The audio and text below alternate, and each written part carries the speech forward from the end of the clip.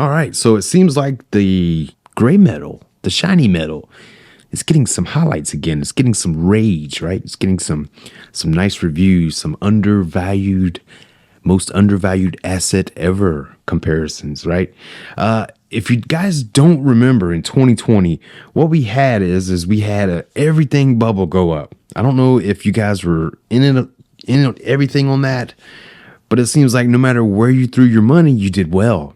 Except silver, except platinum. Those two metals, they didn't really do much. I mean, silver did get up to $29 an ounce, which was that was like was it a 9-year high, 8-year high at that time. So that it was doing extremely well. It was doing great. And then you tack on the premiums and you're close to $40 per ounce. And that's pretty good, for those of us who are buying in the dumps of the teens. Man, that you did pretty well, but you had to hold on for quite some time. And in those who have been stacking since the 80s, well, you didn't see a return until just last year, maybe. And those who bought in the height of 2011, you didn't see a return, if at all, right? It's not just the DXY. The DXY is just one of many variables that you need to consider. First and foremost, silver, you have to understand the belly of the beast, right? Silver is an industrial metal, first and foremost. Yeah, it's considered money to us, but for the most part, guys, it's traded as an industrial metal.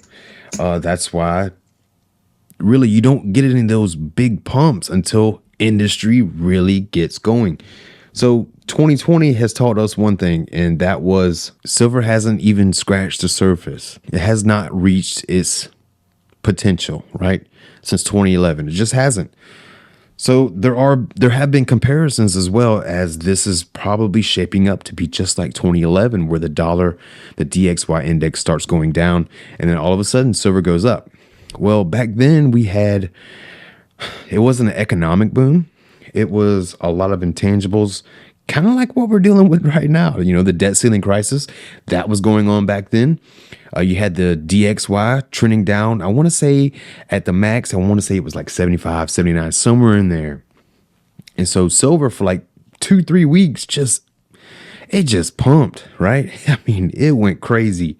I remember that very, very vividly. It really pumped. Oh yeah, check this out.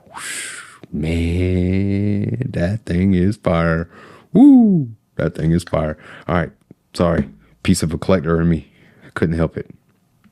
Had to have it. So yeah, 2011, right? We're getting those comparisons again. When is silver going to pump? Is it going to pump this year? How high is it going to go? Is it going to go to 50? Is it going to go to 100? Right? You got some jerks on here saying 1100 is going to go up just like Bitcoin. Guys, that's not going to happen. And even if it did, are you going to sell? Who are you going to sell it to? Are you going to pay the taxes on it? Are you going to put your gains on it? So those are things you got to consider, right? It's fun to get excited about that stuff, but if you're not, it's just unrealized gains if you don't take the potential of it. So I don't stack for that reason. I really don't. I use this as a savings, but I do use it whenever I have to. That's what it's here for. If I want an ultimate hold, it's gold.